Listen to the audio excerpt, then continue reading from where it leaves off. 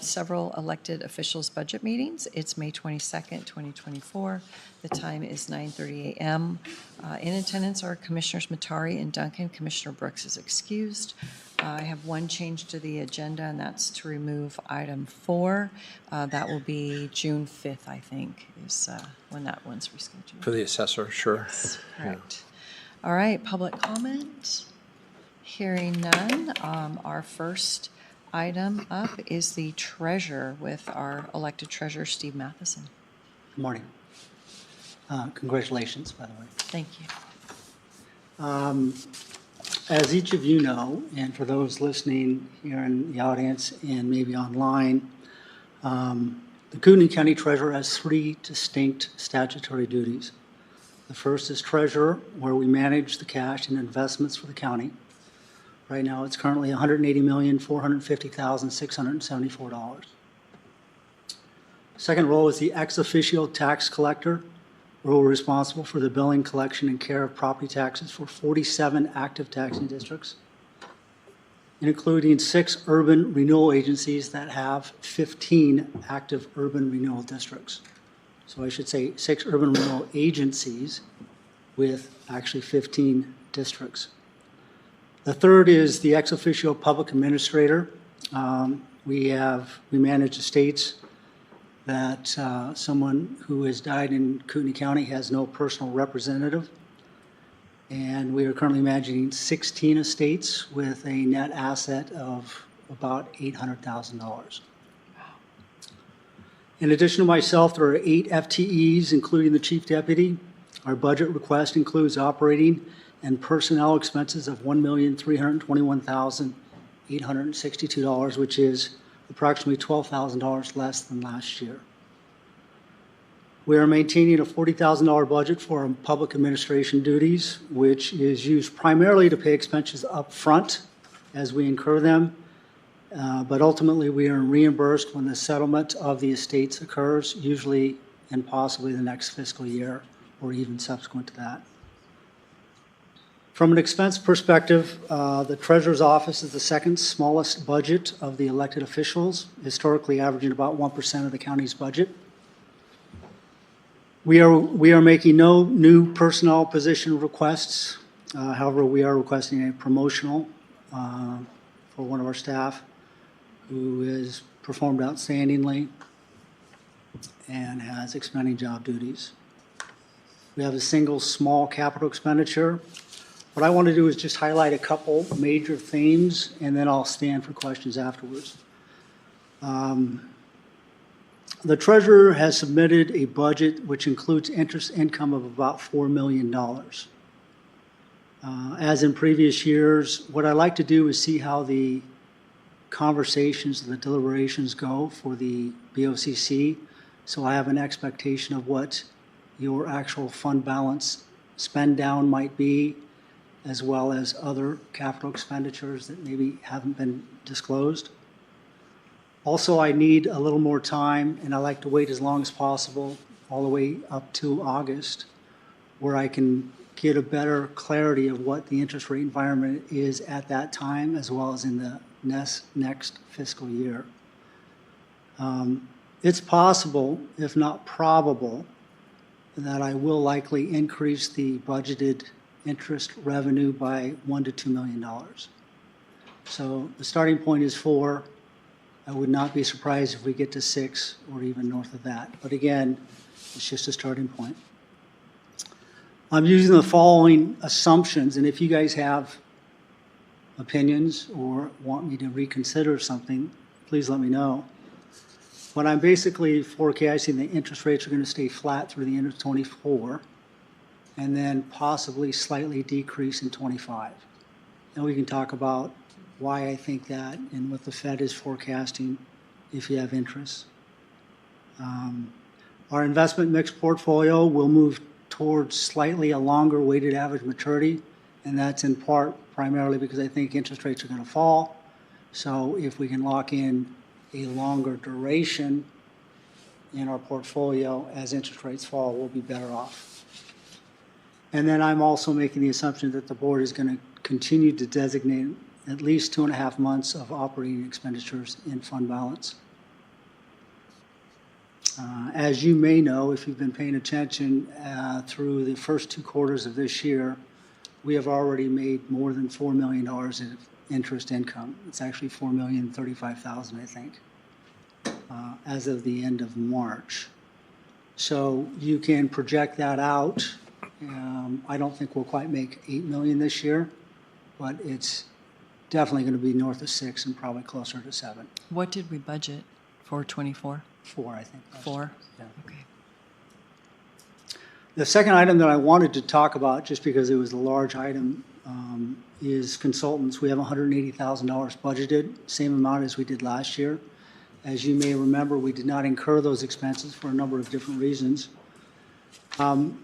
Primarily because the assessor's office has been using the same consultant for legitimately higher priority items, such as shadow tags and roll corrections and a number of other items. So even if we wanted to move forward, I think it's appropriate that the assessor exhaust his higher priorities before we then start to look into the possibility of spending the $180,000 for basically what would be a gap analysis.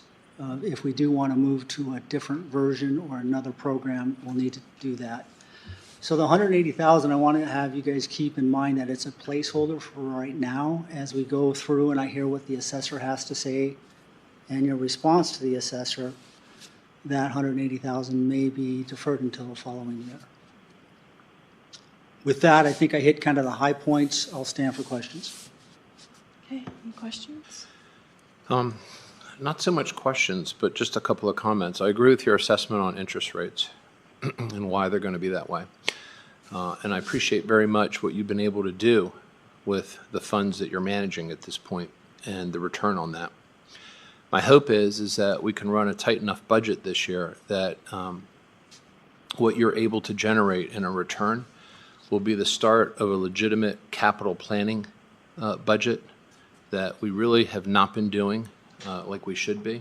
The fact that we got this money for this Justice Center expansion was something that was never planned for, but it was desperately needed. Mm-hmm. And I think it's poor leadership to not be thinking like that. So I think you're doing a fantastic job. Your budget difference between FY24 and 25 looks like it's down $5,500. I thought it was closer to about 12, but yeah, I don't know what numbers you guys, it is down. Yeah. Marginally. So I think that's excellent. I know that you have some challenges getting some of the operational components smoothened over with the assessor's office. So I definitely think you need to have the consultants available, ready, willing, and able to assist. And my hope is that I doubt it'll be FY25, but hopefully by FY26, all of the friction points that we're seeing with the operation between the assessor, treasurer, and the rest of the county government can be smoothened out so we can start, not having to address these unexpecteds, if you will. I think that's everyone's hope. Yeah, so, but keep it up and thank you. Thank you for doing what you're doing. Thank you. All right, got no questions, so appreciate your time. You bet. Thanks. Item 2 is our prosecutor, Stan Mortensen, and congratulations to you as well, Stan. Thank you.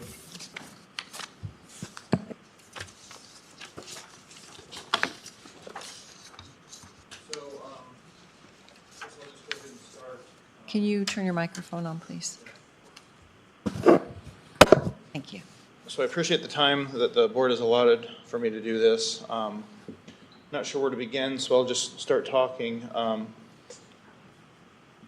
I am asking for some increases in some areas in my B budget. I totaled them up, and I think it's just over $33,000.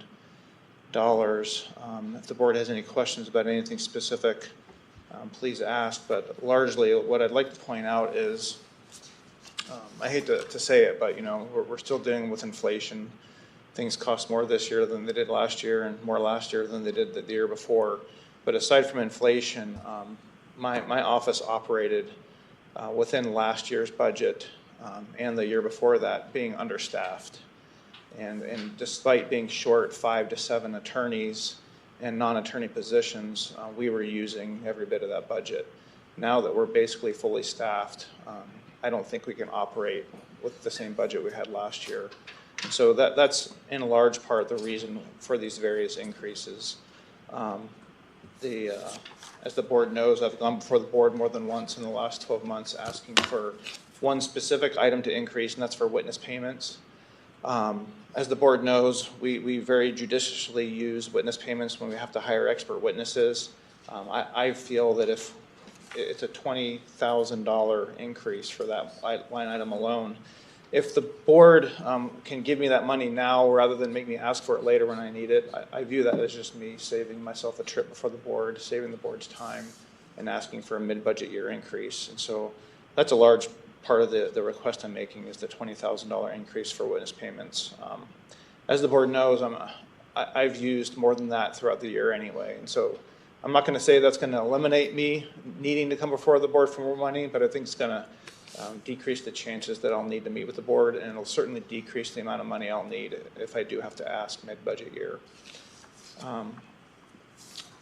Regarding my, I think, A budget, I do want to talk about salaries for on-call pay and overtime. If the board remembers, we had a rule change from the Supreme Court last year, and it required my office to work on the weekends.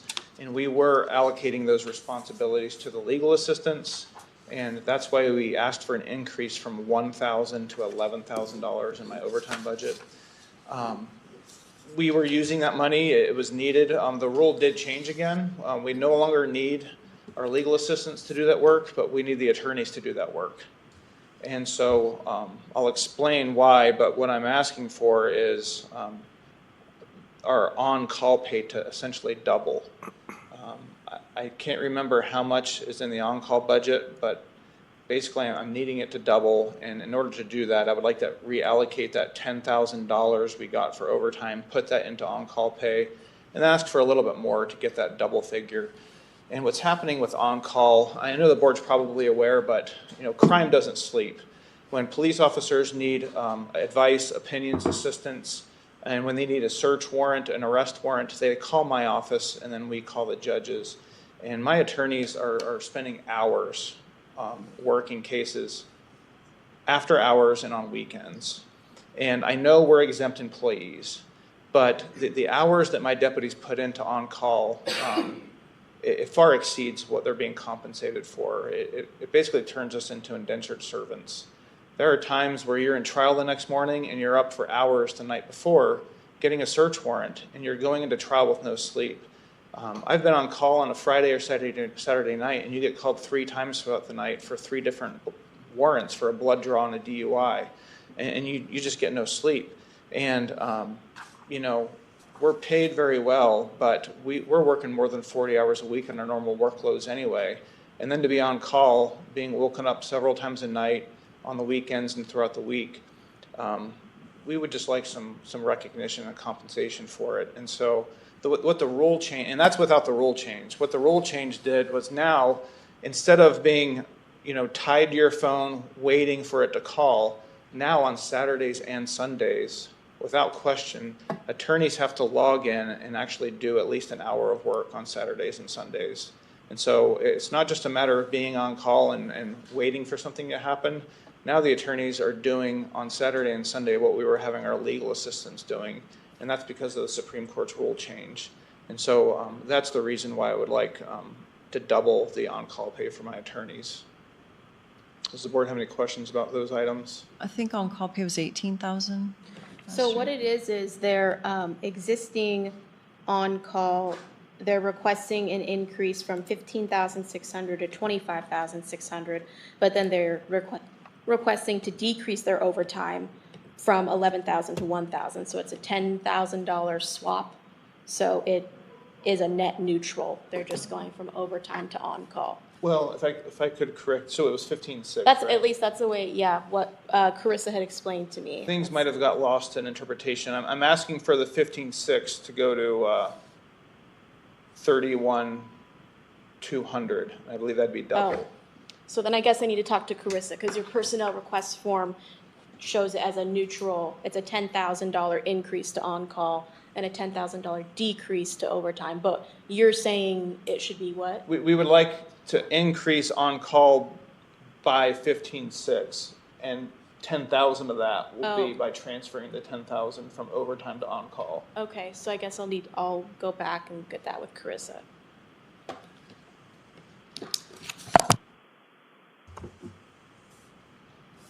Any questions about the budget as far as that goes? Yes. Yes. As you know, we increased the salary so that you could fill your staff, your vacant positions. Yes. And it sounds like you're pretty much there. Just about. We have 2 open positions right now. Well, we're short 2 attorneys in the office. One of those 2. Criminal. One of those 2 we've hired, but he doesn't start till late July, early August. And then the last one, the frozen position, it unfreezes October 1st.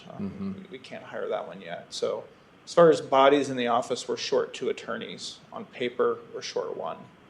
Now, when you're fully staffed, do you still expect that kind of overtime? And the reason I ask is because part of the reason for increasing the pay so you could fill these empty positions is so the burden wouldn't be borne by those who are there right now. And so I'm kind of like you're asking for the people who are putting in the overtime, but you're going to get people coming into your office, which should reduce the overtime. I can understand that perception. I truly can. And yes, by being short 5 or 7 attorneys, the attorneys who were here are doing, more than one attorney should be doing. But that was just the day-to-day 8 to 5 caseloads. On-call is truly a totally separate issue. When we're talking about on-call issues, these are cases that haven't been filed yet. These are not the hundreds of cases that the attorneys are working as part of their caseload. Some of them may never become cases because, again, we're discussing things with the officers on the street. We're giving them advice and directions. Sometimes they do turn into cases. When we get a warrant and somebody's arrested, they will turn into a case. But when I did ask for the increase in pay last year, it was to manage the cases that we're working every day. I didn't view that as trying to tackle the on-call issue. The on-call issue is totally different, and it's just unpredictable. When 5 o'clock hits, the judges and everybody goes home. We go home when we're out of court. But when the phone rings at 1, 2 in the morning, 3 times a night, and even when the phone doesn't ring, just knowing that phone's going to ring, you don't have a day off. You don't have a weekend. You can't go anywhere. Yeah, I understand. And so by having your office fully staffed, right now, is it set up so that you have 1 attorney on call, 2 attorneys on call? How does that work right now? Sure. So we have 2 attorneys on call. One's primary, one's secondary. And the way that works is those 2 attorneys are on call Friday to Friday. And so we have 2 phones. It's like the bat phone. When it rings, you answer it. And you're on call whether that phone rings or not. And so, when you step out of work, that phone could ring, and whoever's on call answers the phone. If and when the primary can't answer the phone, maybe they're already on another call. Sometimes 2 or 3 officers want warrants at the same time. It's physically impossible for one person to do 2 or 3 things at the same time. The secondary on call will, pick up what the first one can't do because they're currently occupied. And so, we have 2 attorneys on call, and the way it's paid right now is the primary on call, they get $250 for the whole week.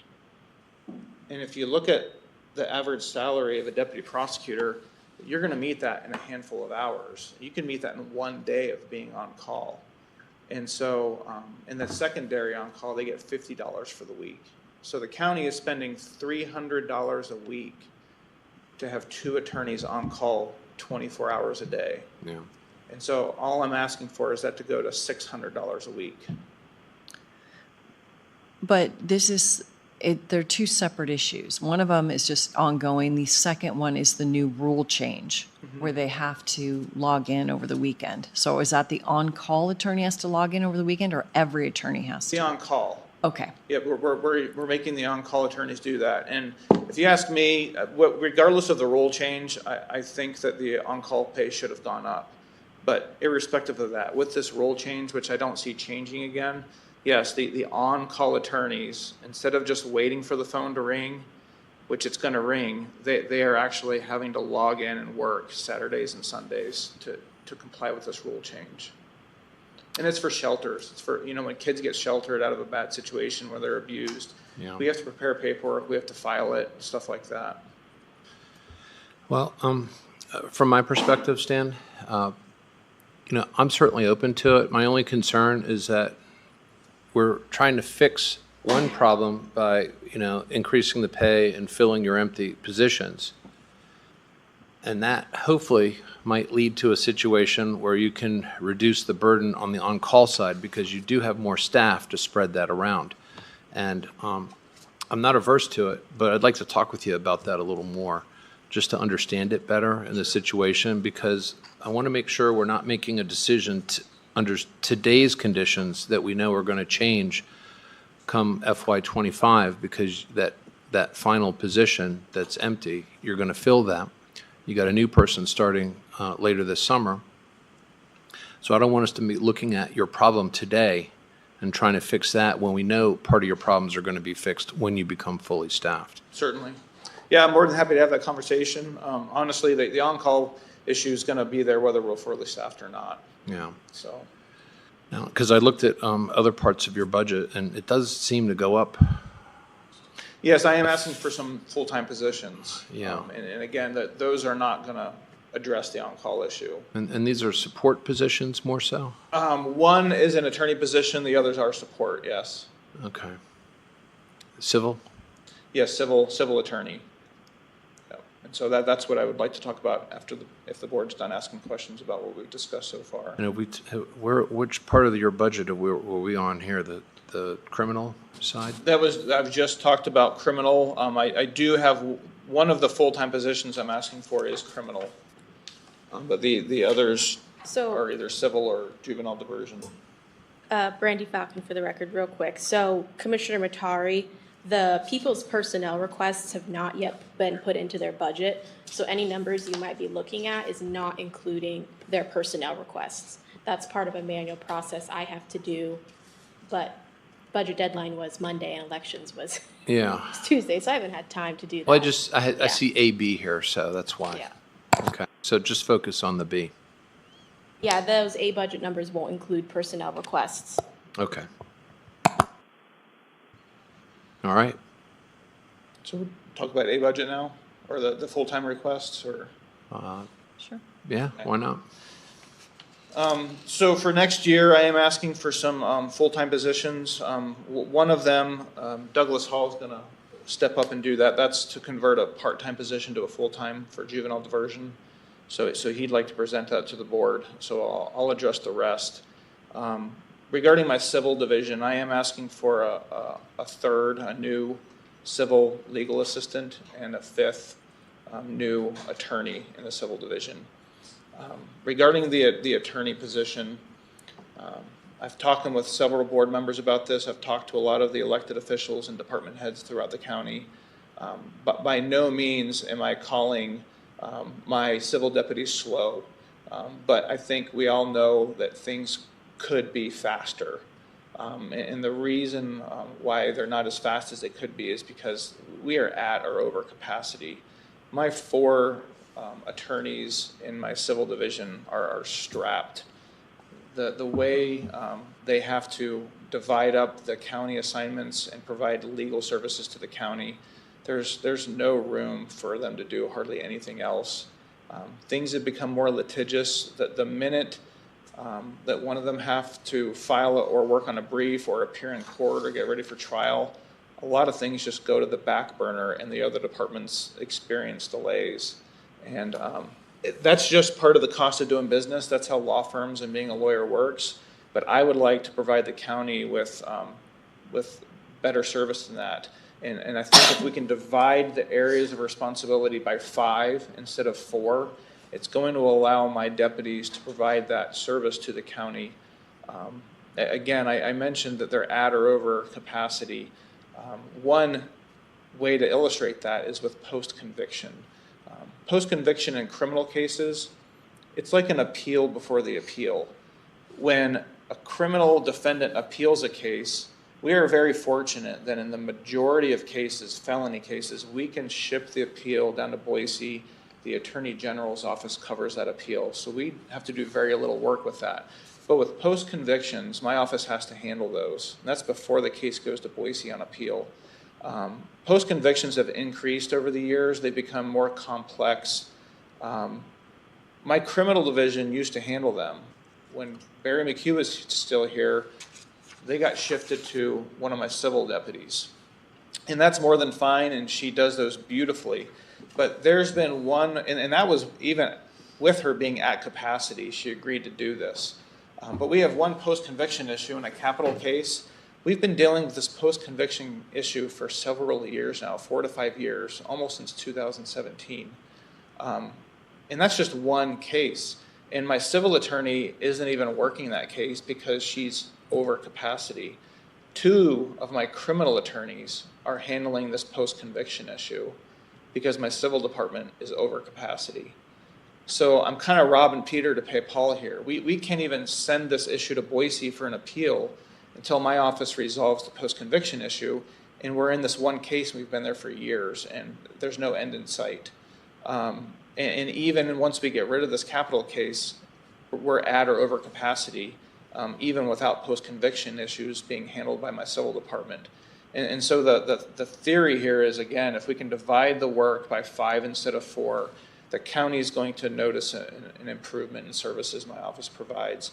And it's not just with post-conviction, it's with possible conflict cases regarding civil work.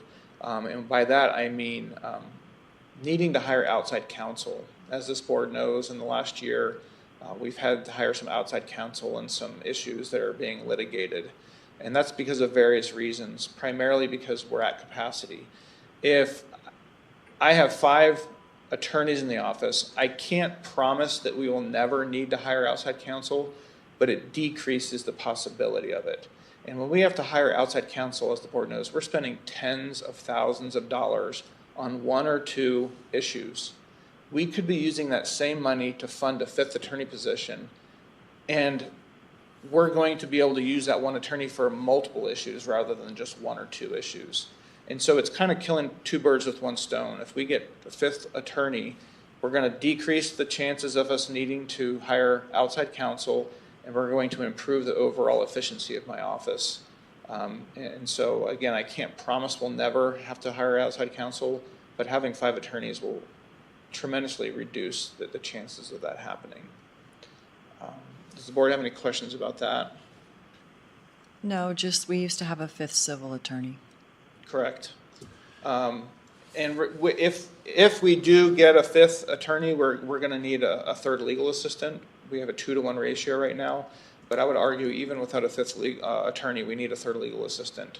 I think, again, that the county and the board would agree with me that there'd be an increase of services to the county if my office gets a 3rd legal assistant.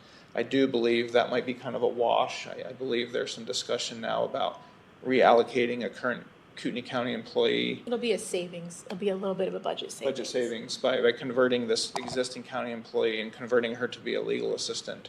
And so we would like to take advantage of that opportunity if it's still there.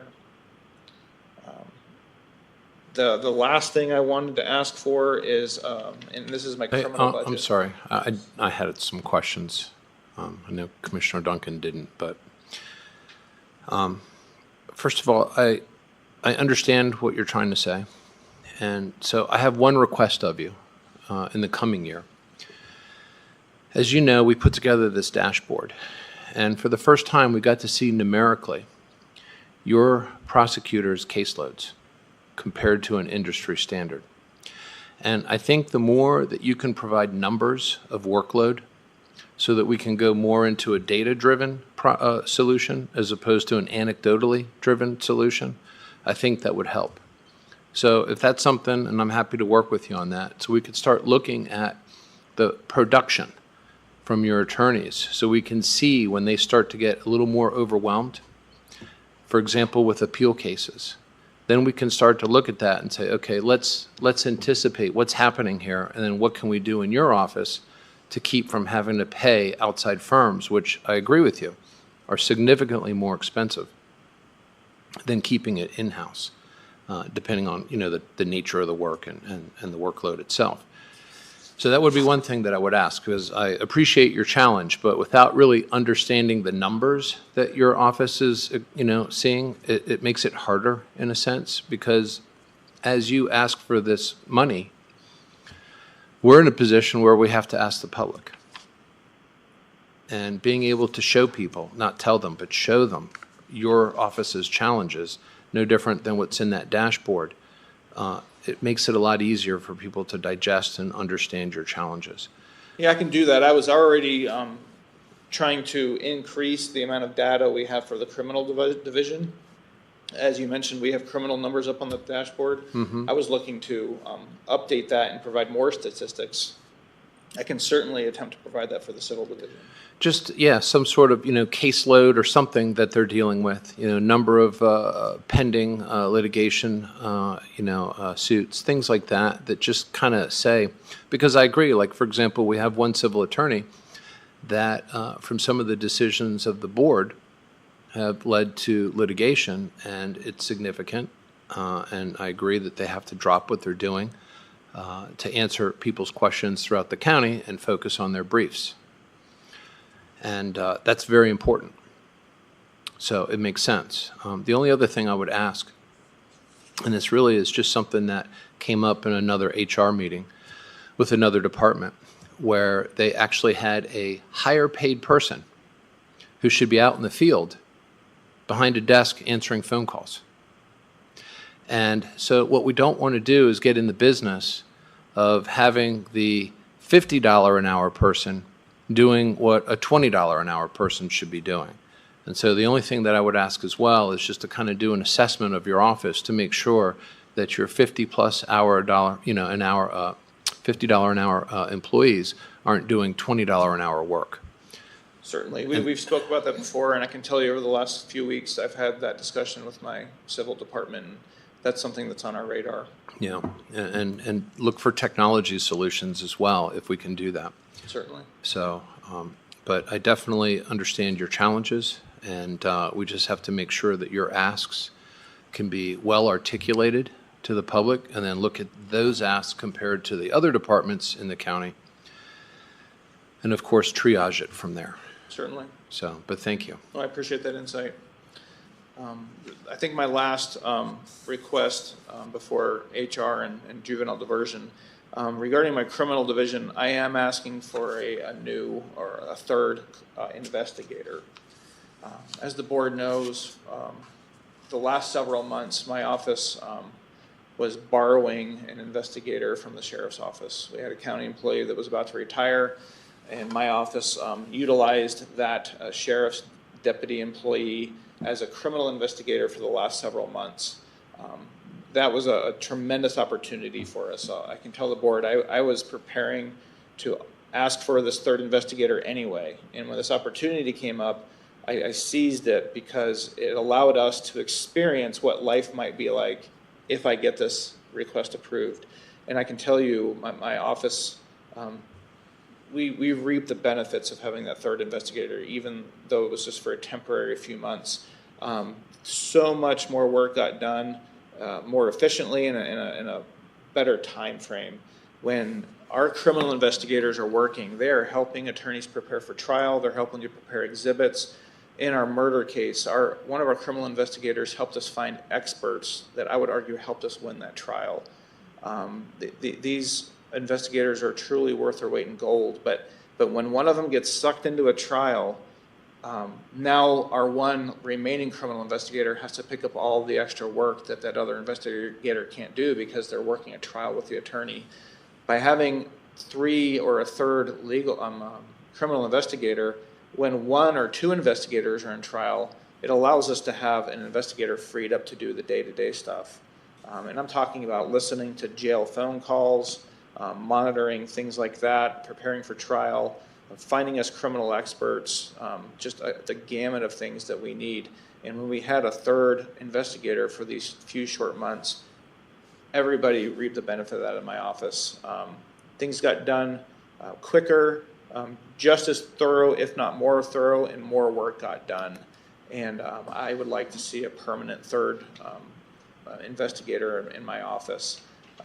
I would note that this would also affect other departments, not only in and out of the county, but specifically with the sheriff's office. One of my investigators is a post-certified peace officer, and we would like him to be able to start investigating or help investigate child internet crimes like child pornography. There has been a huge influx in these cases throughout the state and even in Kootenai County, and our local agencies like the sheriff's office could use some help investigating those. The sheriff's department, they have open positions. Their detectives are working full caseloads. To throw more work on them, I don't know, I can't speak for the sheriff, but it's going to be a challenge to manage those new cases. And if I can have a third investigator in my office that can help law enforcement agencies in the county and out investigate those child crimes, law enforcement in general is going to reap the benefit of that. And so that'll truly help the sheriff's office, and it'll help the county and its overall budget if my office can assist with that. And so that's part of the reason why I'm making this request. Does the board have any questions about that? Yes.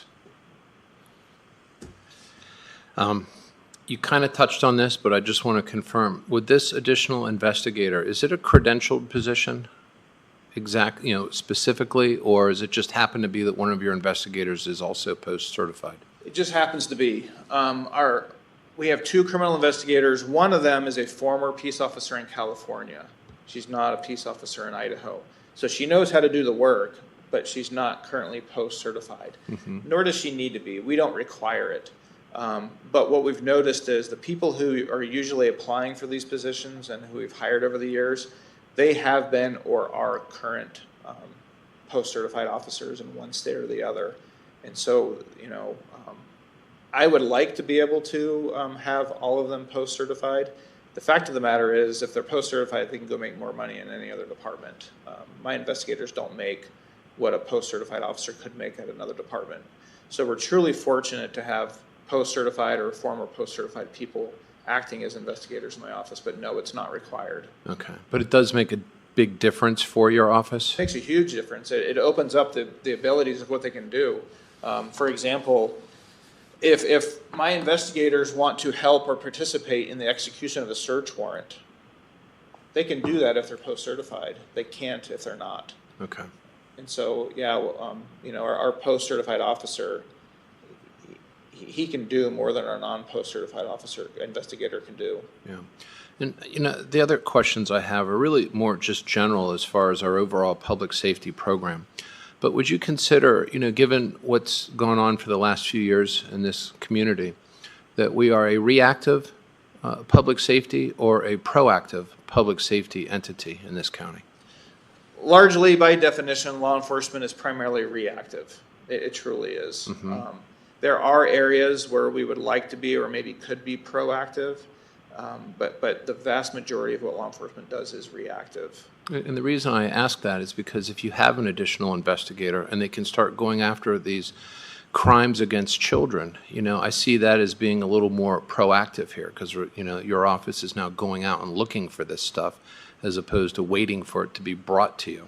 In a sense, yes. In that situation, it's still kind of reactive because what we respond to or what an investigator responds to is a cyber tip. Mm-hmm. So it is something that's already happened. So in that sense, it's reactive. But what we know is these people don't stop, and they continue to repeat this behavior, and it gets worse over time. And then sometimes, not only are we dealing with a child who's already been victimized, right? When a child is abused and the videos and pictures are captured, every time those videos or pictures are viewed, the child is re-victimized. But sometimes these people who are, I quote, only looking at images or videos, eventually a lot of them will start victimizing new children. Mm-hmm. And then we have a live victim. And so if we can catch these people after they've already viewed these images and one day prevent them from victimizing new live children, that's when I would argue it becomes proactive, yes. Yes. And that's a rare opportunity because by and large, the law enforcement industry is reactive. But it takes resources. Absolutely. And so what I'm hearing you say is that there's a lot more crime going on in this community that we don't have the resources to go after. That's true, and I do have this good opportunity. I have asset forfeiture money, and I've been using it more than any prosecutor, I would argue, in my office has used it before me. I can only use asset forfeiture money for certain purposes. I absolutely cannot use it to fund wages or salaries. I can use it for equipment and training. But with asset forfeiture money, I have to show that the primary function of that money is going towards drug and alcohol crimes. The nice thing, though, is that same equipment, although it's primarily used for drug and alcohol, it can be used for other crimes like financial crimes and child pornography crimes. So I'm going to be using my asset forfeiture money in the coming years, especially when we get the new building. I'm going to create a digital forensic laboratory so we can investigate drug and alcohol crimes, but we're also going to use it as a secondary purpose and resource to investigate these child pornography crimes. So I'm going to have the equipment to be able to do these things, to be proactive. I'm just going to need the body to use the equipment at some point, and that's part of this request. And it's going to take time to get that person trained up. Yeah. And I take it those funds have been adjudicated? Yes, these are adjudicated funds that are already sitting in an account. Okay, good. Yep. Okay. And I'm talking about, it's quite a bit of money. Yeah. Thank you. I appreciate that. And I will probably want to talk with you, follow up on some of your asks here. Certainly. So thank you for the board's time. And again, that's all I had. I think HR had a request, and then juvenile diversion did as well. Sylvia Proud for the record from HR. Just wanted to give you an overview of our B budget request because our B budget is increasing. So per compensation policy 120, every 3 years we conduct a comp market study countywide. And so in fiscal year 25 would be the year that we would do a study for consideration for fiscal year 26 changes to wages if needed. And so we got quotes from Ameriban, and we also included in that is a benefit analysis, because last time we did a benefit analysis was in 2019. So the cost of our study does include benefits as well, and also looking at cost of labor and cost of living in comparison to some of our market organizations that we'll benchmark against. And those agencies will be approved by the board on who we compare ourselves to. I did include two separate type of studies that would be specific to departments where we've had difficulty finding market data. So I'll just use the airport for example. We really don't get good data and can benchmark against them with the agencies we have utilized in the past. If it's the board's wish, Ameriban could do some separate studies at additional cost for us. So in my budget for $14,900 for a study, I included the countywide general compensation benefit analysis and then two potential special studies, department specific, position specific. And that would be up to the board if they wanted to pursue that. But I thought it was important to bring that forward to you related to our budget. And then the only other thing in our B budget that has changed is we're reducing our advertising budget and redirecting funds to the ERIN, the Employee Referral Program, which you guys approved for us to get the software this year. So it's $17,950 a year for the software. And then we're asking in the A budget, but it's BOCC budget for employee referrals to go up to 30 referrals at $1,000 each. So we're still in the stages of launching the ERIN software, the app. And that should be coming soon to the board for finalization of the guidelines related to how the referrals are given. But we really see that as a good opportunity to get referrals from our employees and incentivize them to send some good candidates our way so we can fill our 100 positions. As of today, we have a little over 100 positions open. So we think that will be better than our marketing through advertising. So we've reduced that. And that is, we have no additional requests for FTEs or grade changes or anything in the HR budget. Yeah, it looks like your net on your B budget is pretty negligible overall. The consultants, is that what you were referring to? Yes, that's the one For the that's study? going up. Yes, correct. Okay. Well, I'm anxious to see how your software works out. Yes. we are I just can't imagine that the employee is not the best, spokesperson for the county as far as finding people to fill some of these positions. Right. They do serve as good ambassadors promoting this is a good place to work. Mm-hmm. And we have good benefits. So Yeah, yes, so definitely. thank you. Right.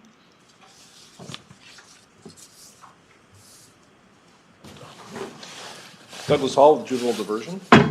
Coming before you today to ask that our part-time secretary position, which is actually 50 hours a week, so it's just over half, be converted to a full-time position. This is primarily due to, and if you remember a couple of months ago, came before you to ask for an additional full-time diversion officer position, which thankfully, and which we very much appreciate, you guys approved. We're currently in the hiring process for that position now, but we just have seen with the increase of caseload, the increase of workload, and our involvement with the assessment center, especially once that position is filled, we anticipate an additional increase in workload for our support staff. So the ability to convert this part-time position to a full-time position, I believe, will greatly assist in making sure those things are met. Well, it's more of a comment, but a little bit of a question. We were given an update on the juvenile, criminal activity not too long ago. And in that update, it mentioned that our misdemeanor crimes went up by 25%. So I take it that this is driving your office's workload. Correct. Yes, certainly. Earlier you made the comment about being reactive versus proactive. Juvenile diversion is one of the ways that the county is proactive. And our ability to partner with the partners at the assessment center, the hope is to have an officer who will be able to be out actually at the elementary school level, to be able to be involved in cases before they become cases. So, and again, that directly then leads to the need for additional support, just work to support that. It's hard to believe that we're now going into elementary schools to try to divert juveniles from entering a life of crime. It's hard to believe that. Do you have those case numbers by month or by quarter? I don't have them with me today, no. Oh, I know that's that, fine. yeah, over the last 4 years, I want to say our caseload has increased by about 30 or 40%. So the numbers are definitely trending up. Okay, that would be helpful. Yeah. In fact, I think providing metrics from all the departments would really help so we can see that workload and anticipate, what you're going to need in the future. Because one of the things that I think people need to understand is that the growth within government is being driven by the growth in the community. You need this help. The prosecutor needs help because there's more people here. And so I think being able to show that is very important for the community, if you could do that. So thank you. Thank you. Thank you. All right, we're ready to move on to the coroner? I am ready. All right. Dr. Duke, please.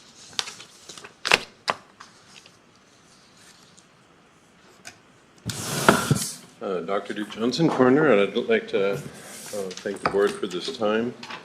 If I may, as a brief reiteration of what we have discussed before, the typical coroner office in the United States sends 30% of their cases to autopsy, because of the experience in our office, going through every case, we only send 12%. So nationally, we are way ahead of the curve as to what percent of our cases go off to autopsy, which saves Kootenai County a substantial amount of money. With the cap that was recently placed upon us by Spokane medical examiners, they've asked us to go down to 9%, which is basically pretty much unheard of in the industry. And I met with Prosecutor Mortensen and every representative of law enforcement in Kootenai County yesterday to see how we could maximally reduce the number of autopsies, and it'll involve holding bodies for several days to allow police detectives to investigate cases to see if they have something that can go forward with overdoses, et cetera, which is an inconvenience to the families, but we are trying absolutely as much as we can to reduce cases as much as possible. Now, when I came before and presented to the board, last year we sent 66 cases to Spokane Medical Examiner, and I hypothesized that with the growth, that would be 77 this year. And so far this year, we have already sent 39. So at the same rate that if this continued throughout the year, we'd send over 100 cases just with our normal procedures. And so in other words, it's hard to predict how many overdoses there will be, how many cases there will be. It's just impossible to predict the impact. Just this last week, we've had a 19-year-old overdose, a 22-year-old overdose, and a 38-year-old overdose because fentanyl is being snuck into a lot of things that even the people who abuse drugs are not aware of. And how much that's going to expand impacts us. It impacts law enforcement. And so what we did with the cap of 53, we contacted our transportation and asked them how much it would cost for us to be able to send our bodies to another location instead of Spokane. And basically, it would add, if Missoula took our cases, we've already asked Missoula if they could, and they told us no, but if they could, it would add an extra $1,000 to each autopsy. So instead of $2,000, it'd be $3,000. If we sent them down to Boise, it would add an additional $3,000. So our autopsies would go from $2,000 apiece to $5,000 apiece. It wouldn't take long for us to justify the construction of our own medical examiner office or our own autopsy facility here. And as population grows, the demand is only going to go up. And fortunately, with our new hire that you have already previously allowed us to have, we have hired and offered the position to a new death investigator who will need to be trained more so in death investigation because we have a really high standard. But she comes with a year of being an autopsy assistant in California. So in other words, we won't have to hire in our new autopsy facility, we won't have to hire an autopsy assistant. I mean, so she will save us tremendous amounts of money. We asked her during the interview process if she was being willing to work in that position, and she said, I'd love to. I'd be happy to keep my skills up and work in that position. So it's a duo position for that. Now, so what I was able to obtain from Corey Trapp were 3 phases, 1, 2, and 3, that I had presented before to the board as to how much each phase would cost and what, which one the board would think would be the wisest presentation to make. I sent all the 3 proposals with the help of Brandy, putting it on a spreadsheet so that we knew all that was involved. And I did receive feedback from Commissioner Duncan, who said that though she would like to go with phase 1 and phase 2, she felt that the only thing that the Kootenai County could afford, thank you, was basically phase 1. And so in our proposal, we only went with phase 1. As far as the feedback is concerned. Now, Corey Trapp is here in the building, he has a meeting in about 15 minutes, and so if there were, so he'll have to leave the room, but if there were any questions concerning construction costs, et cetera, it would probably be wisest to begin with those so that Corey can be here and respond to those questions. Do you guys have any questions about the cost of construction, et cetera, in the different phases? Nope. Okay. All right. May I ask one, just for budgeting purposes? Do you know how long phase one would take to complete? Really, honestly, that's it's a question of how long does it take to have individuals, to get the subs to be able to complete, et cetera, which is really hard, possible to Do you predict. know, Corey, maybe, an estimate? Can you answer that at all? Okay. Okay. That's from if we were to say yes today. Okay. All right.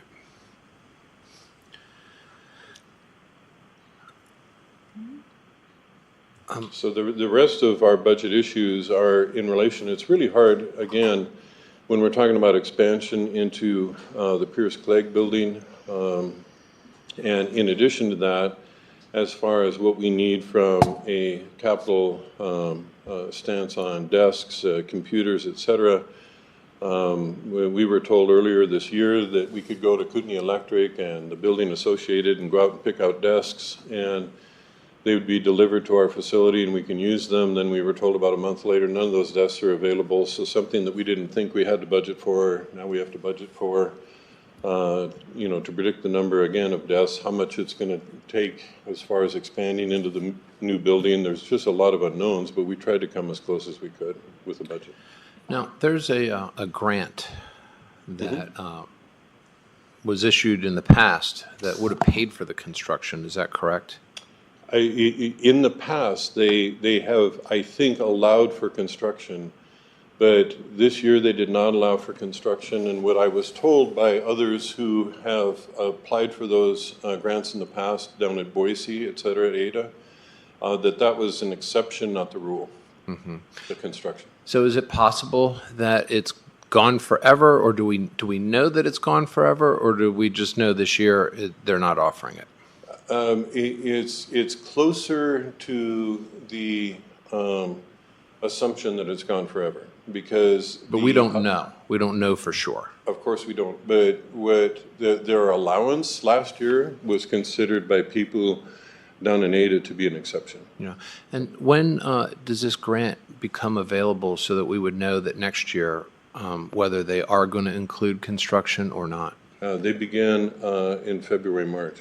February, March. Okay, so it wouldn't be too far into the fiscal year before we would know that. Well, 6 months. If the fiscal year begins in October, it'd be 5 or 6 months. February. So, okay. I had a question, and Dr. Duke, I apologize. We haven't been able to touch base because, like I said, elections and then budget deadline right before this meeting. Oh, of course. So in account 8,900, which is your new program line item, that's where you've budgeted the ongoing costs of $126,146. So Right. that's coming from the spreadsheet that we did together, and I gave the Right. board copies. So that's the best case scenario, projected ongoing expenses.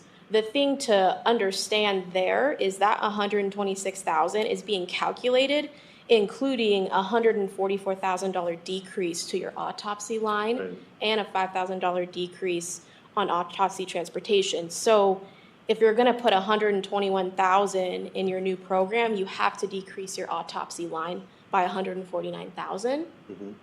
But if your project's going to be 10 to 12 months before it's even done, I don't see us getting rid of using Spokane for at least 10 to 12 months, correct? No, you're absolutely right. That's Okay. why it's so hard to make calculations based on when construction will So be I done. think that I think we'll have to increase your new program line by $149,000 because we don't want to take out those autopsy savings, Yeah. right? Until Yeah. we're actually to the point where we're not using Spokane anymore.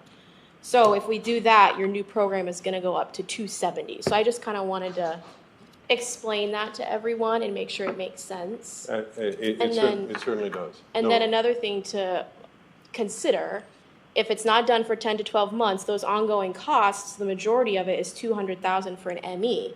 So are we gonna hire an ME at the start of the fiscal year or when the building is done? When the building is done. So we might wanna wait another year before bringing those ongoing costs on board. But, I mean, that's for the board to discuss with the coroner, but those are just some things I noticed very quickly when I was looking at this. Well, if Corey is saying 9 to 10 months, I mean, and we begin construction in the Yeah. fall, then that would make sense as So well. we- yeah. But when we created this, we were creating best-case scenario of just the overall cost. Yeah, And so you know, we've kind of had a flip-flop of when the fiscal year begins, Right. when construction is done, et cetera. I mean, we've got a lot of variables for sure. No, and your perception is certainly accurate. okay. So we are kind of blending Yeah, so maybe we scenarios, wait on assuming we those. open on day one, which we aren't. Right, right, and so that's just kind of something I noticed that maybe the board wants to discuss either on or off the record, so. And see, that's where it's so difficult, because if we're still remaining to be capped, and our autopsies have gone up dramatically this year, I mean, nobody would have predicted that we'd have 39 already by this year, nobody. In fact, when I estimated we would have 77 and 24, some of my staff said, that's too high, we're not gonna have it that high. And we've got a rate going of 100. Now, I mean, that doesn't mean that's gonna be accurate, but we've got a rate that's really high, and this is not our high season. Our high season for deaths is in the summer because of you know, we are a resort town, so we haven't entered our high season yet. Well, look, there's no question in my mind. You've made the case that we need to do this. Now the question is, how are we going to do it? Sure. Okay. Okay. And, you know, we have been really kind of hit with a lot of unexpected expenses on the capital side, you know, especially like with the sheriff's office up in Hayden and so forth. Right. And, you know, where my head is leaning towards this is, because this is mostly capital money, so it's going to come out of fund balance somewhere, Right. is to wait until February when we know about this grant, because I would hate for us to start a project and then midway in the project discover, oh, the grant's offering this money, right? I realize that the chances of it are low, but it would seem to me that let's at least exhaust that, and then if it's not in there, then let's get it going. Well, I can see your position on that, Bruce, but where I would maybe take exception to that is that the only medical examiner group that has indicated that they would take our cases is Boise, and they would go up to 5,000 apiece. And so it wouldn't take long to burn through a lot of money, and the odds of them allowing capital are very small. So I think we would be waiting for a 5% chance probably. That's very, very small that they're going to allow for construction. Well, but in fairness now, if you have to transport a body down to Boise, is it, you're just going to transport one at a time? You know, obviously I understand there's emergencies, but even in your own proposal, the coroner or the medical examiner that would be flying in here would only be here for, you know, come in every couple of weeks. Yeah, but there wouldn't be the transportation cost. Yeah, I understand that, but my point is that the transportation cost doesn't go up with each additional body. It barely goes up with each additional body. It's not $3,000 per body if you stuff 5 bodies in a van and drive them down to Boise. Well, I don't know that our transportation is able to handle 5 bodies in a container. Do you know how many they can handle? I wouldn't have that. I don't think Yeah. they're not going down with a trailer, or they're not going But it's down not with a big one, van. is it one per trip? Does it To my have to be? understanding, it's one. I mean, that seems kind of just back and forth, Well, $3,000. see, you don't normally, transport a lot of dead bodies at Yeah. the same time. How much money are we talking about total? If we had to transport bodies between October 1 and February 1, how much more are we talking about? Well, if we keep our same rate, we're talking about 5 months, which would be, our new year beginning with Spokane would open up, so that, again, January 1st, so we wouldn't have to transport. Our transport would be between October 1st and December. So if we have a rate of our current rate, so it'd be a quarter of about 100, So about 25 bodies times 5,000, $125,000. Well, no, because it would be 3,000. That's the premium on top of what we would have paid anyhow. Exactly, exactly. Okay, so 20, you say 25? 25, Yeah, so $75,000. right. So that's our question, is do we wait 4 months and see if this grant will pay? Or do we commit the 1.5 million today and wonder whether that, You're right. No, I get your point. At the same time, though, our needs are increasing, and we'd just be kind of kicking the can down the road, because ultimately, Kootenai is going to need one. And if they say no, then our demand even becomes greater, and the pressure greater. I understand, and I agree with that. I think the concern is that we don't overcommit money today without having a good sense of what we have. And that's where, with our treasurer, saying, hey, look, we're budgeting for 4 million. We could have as much as 6 million from interest income. 4 million? Where'd the 4 million come? No, the Our treasurer. treasurer. The interest from money. interest income. Oh, I see. So that, if he comes in at 6 million, that's your lab. No question about it. We don't have to go to, into our fund balance, like that. And so that's really all the moving different pieces in this equation. And yes, it's a cost-benefit analysis. Does it make sense? And will that grant, could we find another grant between that? Is that the only one? We have been searching the internet on a daily basis. We're plugged into grants.us, et cetera, and every day we get grant offerings, and nobody besides that one that I presented before offers grants to coroners. Yeah. And last year was an exception. Yeah. Well, I'd probably just like to get a better sense as to where we're going to land with some of these other projects. And depending on that, I'm all for it. Okay. It certainly won't go past one day after when you know about that grant.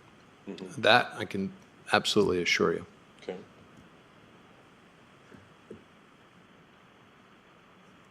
So are you asking to make a decision today, or this is just going to roll forward, then when we get to deliberations, we'll cut things? Yeah, I think we need to let it roll forward, and then, we should keep it, but we should, we haven't even got the other departments. I mean, we don't even know where that's going to. I just wanted to make sure. Oh, yeah. No, based no, on I what you're don't want to cut anything. I just want to Okay. just share, where my head is with Concept. it. No, I don't absolutely. believe you need to make the case at all that we need it. I'm with you. It's just a matter of how and when, and when won't be too far off into the future.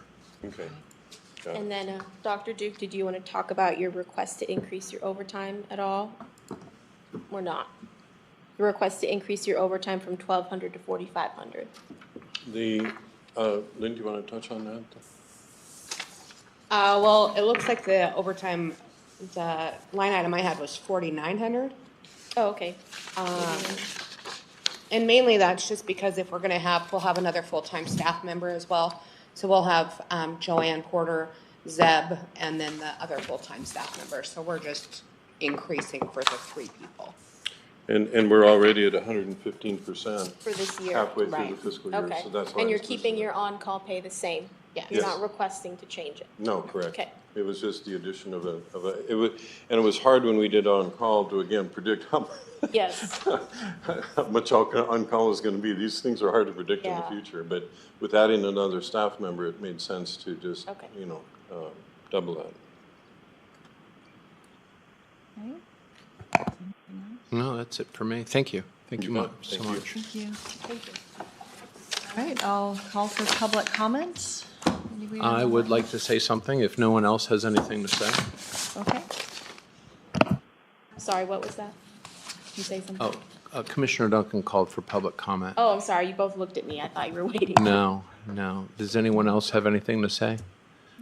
No. First of all, Commissioner Duncan, congratulations. Thank you. And, one of the things I'd like to say, having gone through an election personally myself, is that I think campaigns are good things. Because when you're running for office and you're asking people to give you their vote in exchange for a promise of what you plan on doing, that's good. And hopefully people can all live up to those promises, including myself. For yourself, Commissioner Duncan, it was listening and supporting public safety. And I hope that that is something that we can do, certainly throughout the balance of my term, and the balance of your term, is listen, and also support our public safety. And what I mean by that is not giving them a rubber stamp, but finding ways to understand their problems and figuring out how to solve them, and triaging them with all the other challenges that we have in the county. And so I look forward to you and I doing that together. All right. So thank you. 10:40, meeting adjourned.